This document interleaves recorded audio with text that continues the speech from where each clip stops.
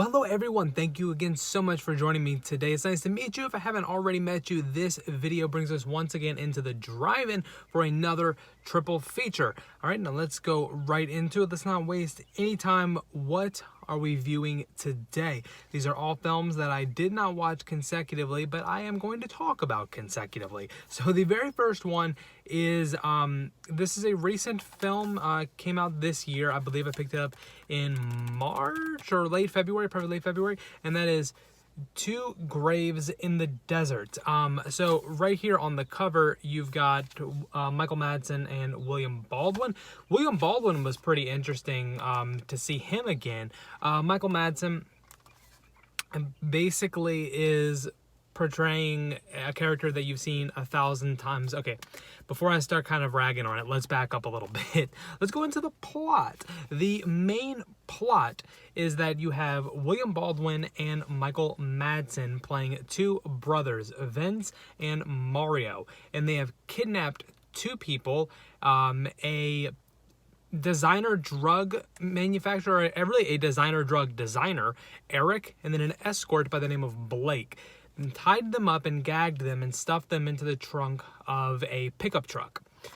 And they're driving through in the dead of night with, and you don't really know what's going on, why they're both together, what sort of correlation they have between themselves and their kidnappers, and ultimately what the main goal is going to be, because it's not looking good, obviously. And as the film progresses, you're going to learn a little bit more about what's going on. So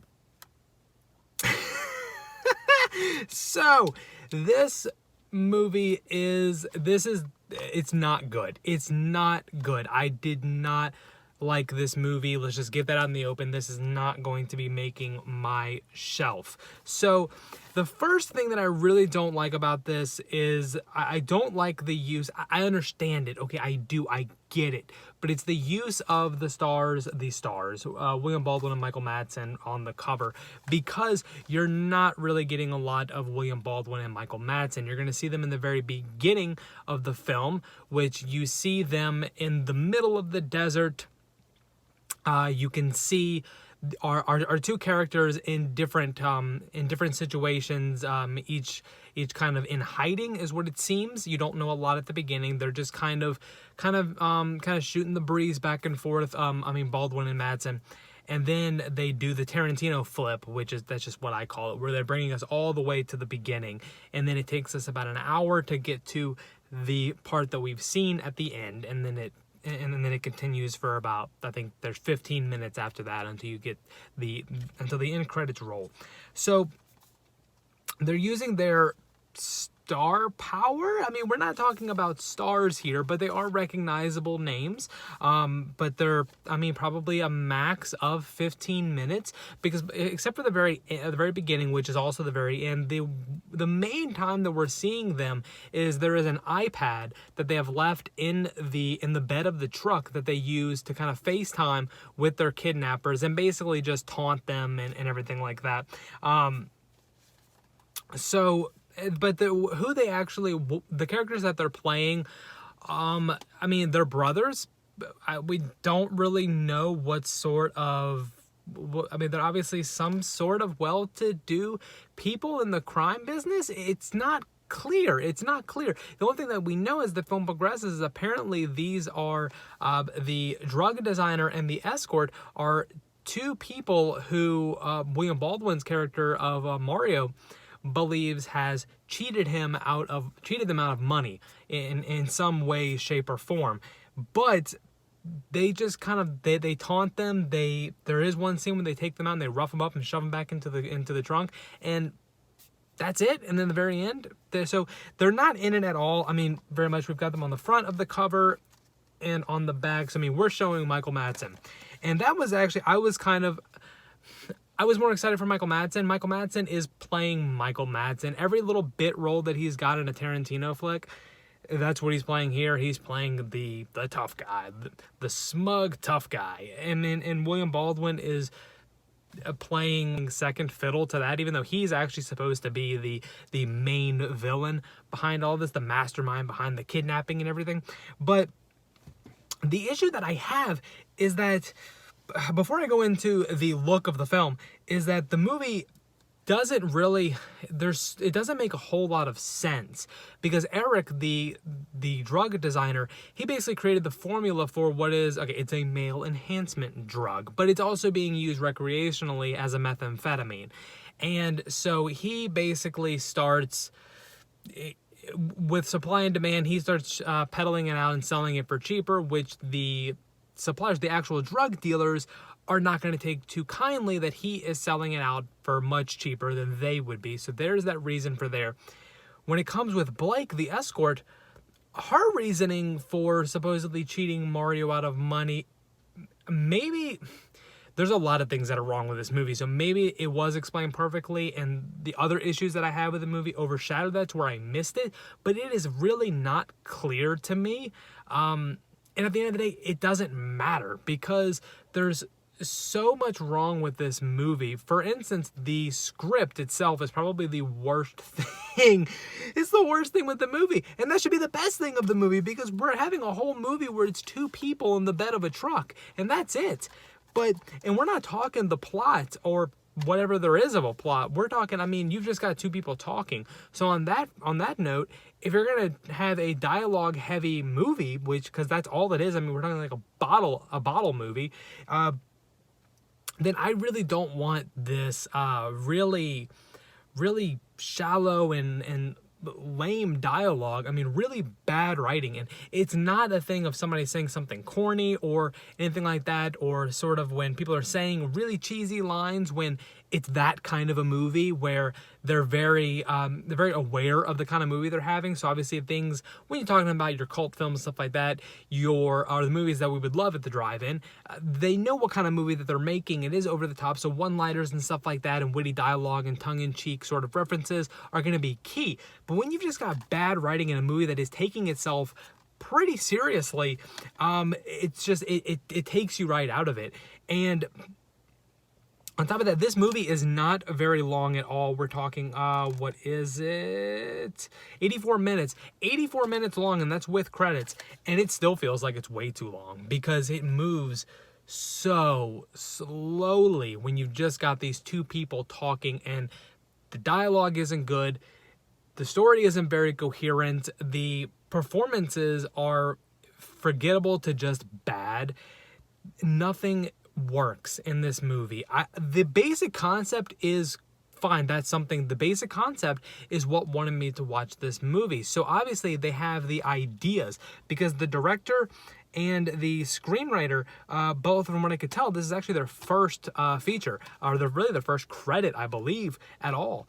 So they've got the ideas, but the execution is basically Swiss cheese. There's so many things that, in my opinion, are wrong with this movie, to where it is just slow, boring, forgettable to downright awful performances, poor script, and the worst thing about it, and I'm adding this at the end because I'm holding out hope that there's something wrong with the batch that I got, because, as I said, the majority of it takes place in the trunk of the pickup.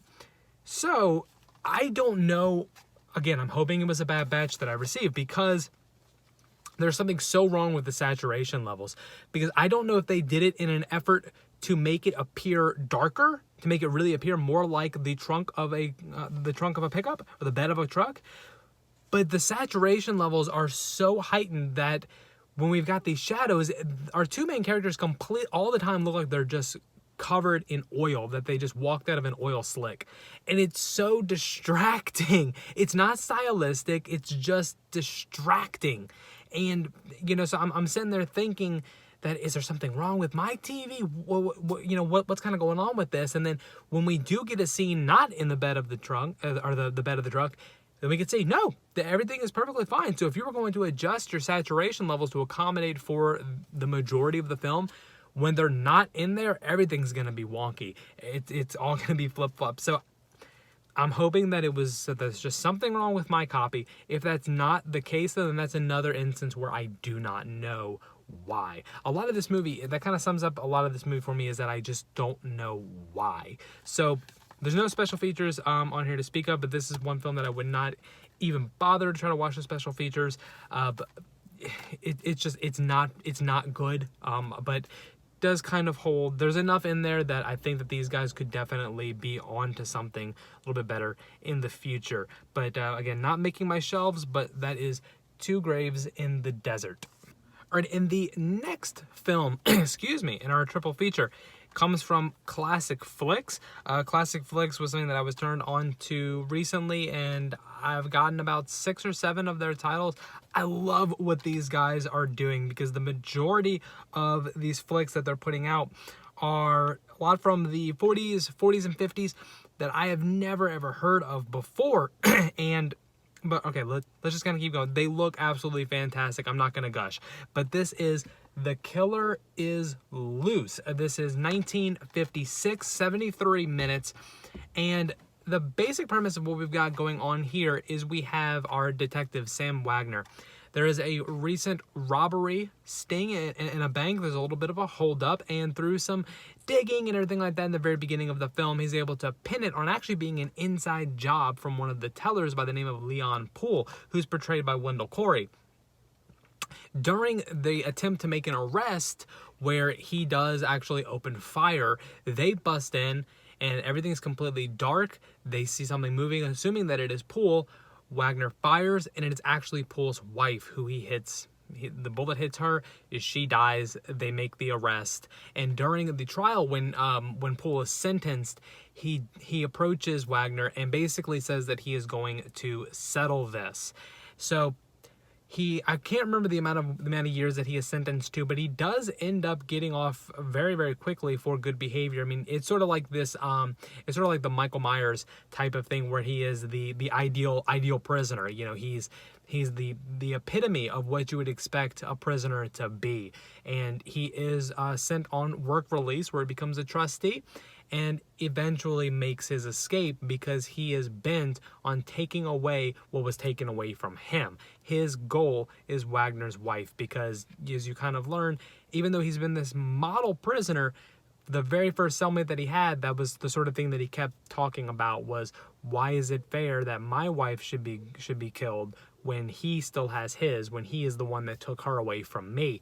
And what we've got, I was expecting just a crime flick from this, but man, was I wrong. This is a dark movie. This is a really, really gritty flick. It's directed by Bud Bodeker, and what he has done, this is downright terrifying because Wendell Corey's portrayal of Leon Poole is downright terrifying.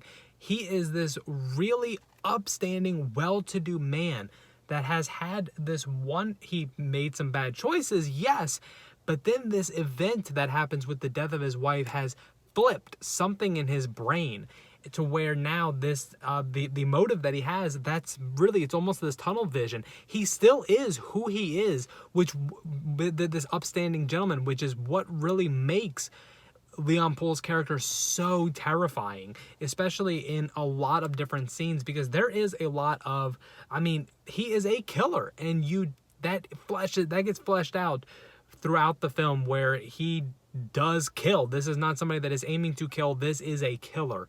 And throughout it, we're not getting, I guess that's kind of what makes it terrifying. He is not a boogeyman.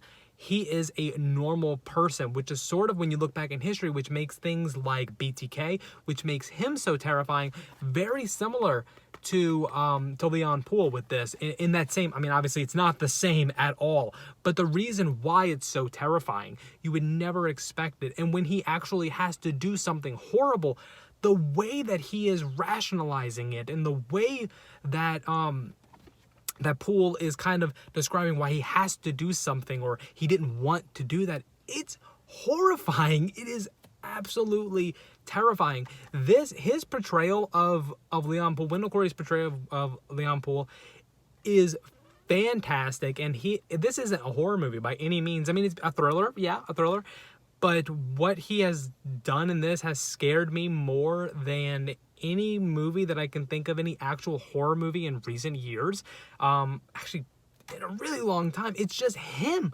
He is absolutely terrifying. So the detective, again, Sam Wagner, his wife, Lila, he tries to, as they sort of learn more about it, he is trying to keep her as naive and ignorant to what's going on as possible, even going so far as to try to use her as bait and himself as bait. There's a lot of things that are in here that I could be wrong, but by 1956, I don't really know how much of this has actually been portrayed in a film before, with where the way that a killer is portrayed in terms of Leon Poole, we've got a lot with Lila. She's not just this like sort of like canary or this little songbird. You know, there's a lot of depth to her character, especially with being a cop's wife, to where you really do feel for her, and she presents a lot of the emotional trauma that goes into being the wife of a police officer. There's a lot of that, so she has a really well balanced character to where she's not. And that's sort of she's not the damsel in distress. That's sort of what I was a little bit afraid of, because then that's kind of like one-dimensional, and that's just not really fair. I mean, we're looking at 1956, so is she really just gonna be this little songbird that Sam Wagner's got to keep in the cage to protect her? No, she is a full-fledged individual, and that I have a lot of respect for that. There's no special features on here to speak of, but you don't need any. I mean, that sort of thing with classic flicks is very similar to what Mill Creek does. These are films that were either previously lost or would never really see the light of day without these releases. The film looks fantastic. The restoration work is incredible. It is an absolutely fantastic movie, and the majority of it, I mean, there is some where Poole is going to back into the city, but this is all in the suburbs. This is basically your home. And that's sort of, I think, what makes it so terrifying, and what probably made it so terrifying to people that had seen it back in 1956, to where this is, again, let's kind of go back to the BTK thing. This is your home turf. The killer is loose in your home, and it's an amazing movie. I'm so happy to have this one, and I cannot wait to watch it again. I highly recommend that you check this one out. This is The Killer is Loose. All right, and the last film that we're going to talk about in today's triple feature is going to be Underwater. This is recent, came out this year. Main top billing is Kristen Stewart. This is a PG-13 horror. It's a creature feature. We have Kristen Stewart is a mechanical engineer by the name of Nora. This is set in some point in the future. There is a oil rig that is 7 miles beneath the surface, the ocean surface. So we've got 5,000, I believe it's 5,000 miles from land. And this is a massive rig. I mean, it's a full station. They're basically drilling where nobody has drilled before and where no human should be. It's somewhere where we should not be. So it also, what I do kind of appreciate with the movie is that it definitely does kind of harken to a very near future, because at this point that's what we're doing now. We're drilling where we haven't drilled before because there's nowhere else to drill. And of course, as they continue, sorry, I got a little tongue-tied. It's not showing, I know it does say how long that they have been there, but that's not really so much part of the play. I mean, they've been on this rig. This rig has been there for a while. There's multiple different stations, and then you have the actual gigantic rig itself. In the very beginning of the film, this is what I kind of like. I mean, we're really jumped right into the action. There is some sort of an earthquake to where large portions of the rig are destroyed. Tons of lives are lost, and what we have five, I believe. I believe it's 5. It doesn't say it on there, but I'm trying to kind of remember from memory. We have 5 surviving crew members that are all trying to get to one particular station where there are functioning life pods that can jettison them back to the surface. And so we do have that little bit of we have the tension and a disaster kind of flick going on right there, where they're having to go into very dangerous territories and do sort of things that they haven't had to do before, such as donning these really kind of crazy underwater suits in order to kind of leap from broken part to get into the different tunnels and everything like that, to get to, I think it was the Roebuck drill, which is where the life pods are going to be. And that's the main that's the main goal of the movie, is to basically get to the life pods. However, as the film progresses, you're starting to realize, or they're starting to realize, that it wasn't tectonic plates shifting, it wasn't some sort of an earthquake, that they may actually have awakened something that is not very happy that they are there at all. So now we're developing into a creature feature sort of thing. So hey, kind of cool. It's kind of suitable for the, okay, but it's not that funny. But so we've got a thriller, horror, creature flick, and so we'll kind of go into the cast a little bit. Kristen Stewart does fine. I do enjoy Kristen Stewart. She does fine in this. She's got a little bit of that Demi Moore, G.I. Jane sort of aspect going on. The biggest thing that I have, the rest of the cast is fine. There's nobody that delivers a stellar performance. They're all doing fine. The problem that, I guess it's not a problem, but we do have TJ Miller in here. I'm not a big fan of TJ Miller. If you're not familiar, he's a stand-up comic. He is Silicon Valley. He was in Deadpool. So he is literally just the comic relief, and that's all that he is. So this movie does follow a lot of horror cliches and horror tropes as to the types of characters, and even so as to the types of characters that die, other not 100%. So we do have a lot of very one-dimensional sort of characters, with the exception of Kristen Stewart. Kristen Stewart's character of Nora, and the captain, the captain of the rig, who I believe that is Vincent Castle. He does an amazing performance. I really do actually enjoy his, probably a little bit above everybody else. To me, he has probably the most well-rounded character, especially when it comes to his daughter and everything like that. The actual creature design is really, really cool. We've got these very Lovecraftian style underwater monster with lots of tentacles, and it's like a weird cross between like a little Cthulhu, like a little baby, like a Fisher Price My First Cthulhu, and a mermaid sort of. It's really, really cool. It's a really nice designed creature. The rig itself, we have a very fine futuristic settings. Even though it's just an oil rig, it does look like a spaceship sort of, which is kind of getting into why I think this movie it's passable. It's okay. I had a lot higher expectations, because if you've seen Alien, you've seen underwater. It's Alien underwater. That's really kind of all that's what it is, and that's sort of, you're watching it and it's hard to really fully enjoy it, because you'd rather just watch Alien, down to the point where we've got the little baby, or the face hugger, splayed out on the examining table. I mean, and we got our comic relief and everything like that, so there's not a whole lot more to this. And one of the things that I do enjoy about this movie, that also happens to be one of my gripes, is the fact that we are on for all intents and purposes, a destroyed oil rig, 5,000 miles from land, 7 miles beneath the ocean surface. So everything is very dark, especially when they do have to venture outside of the oil rig and basically onto the abyss, the level of the abyss. And so everything is very, very dark.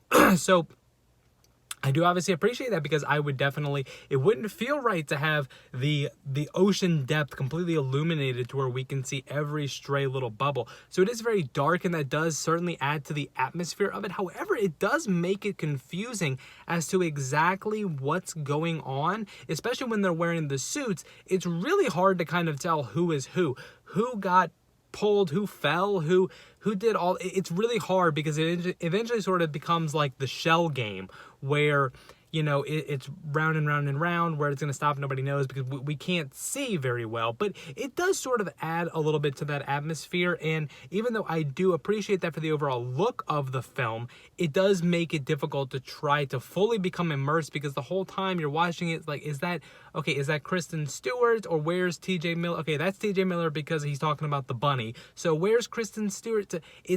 It really is kind of hard, because we're not just focusing on Nora. This is about the surviving crew members. So we're getting everybody. So when they're all together in the abyss with the suits, kind of difficult to find out who is who. But overall, it's an okay film. It's a passable film. It's just okay. Like I said, rather see Aliens. If you've seen Alien, then you've seen Underwater. But if you happen to come across it for a cheap price on a streaming service or anything like that, I would say, I mean, pick it up. It's not, or maybe if what I'm describing sort of sounds like the type of thing that you want to see, it's not a bad movie. Just in my opinion, it's just okay. But okay is not a bad thing at all. We do have some special features on here, and I'm not really interested in watching them. One day we'll go into my opinion on special features, but it's not a hot take. A lot of people have this opinion, but I also find that a lot of people would probably say that I'm wrong. We have some extended and deleted scenes, a real bunny montage, which, okay, no, I do actually want to see that. If you've seen the movie, you'll understand. TJ Miller carries around a stuffed bunny. He really likes Alice in Wonderland. They have the making of, and then an audio commentary. So that is Underwater, the last film in our triple feature presentation. Guys, thank you so much for sitting down and talking about these movies with me. If you like the sort of thing that I'm doing here, please like this video, subscribe to the channel for more content. If you have any thoughts about what I reviewed today, please drop a line. You can follow me on Instagram at @thefakeryanrupel. If you need to contact me through email for whatever reason, there's a link down below for that. But with that being said, guys, thank you so much again for joining me, and I'll catch you again next time at the drive-in for the next feature presentation. Enjoy the rest of your day.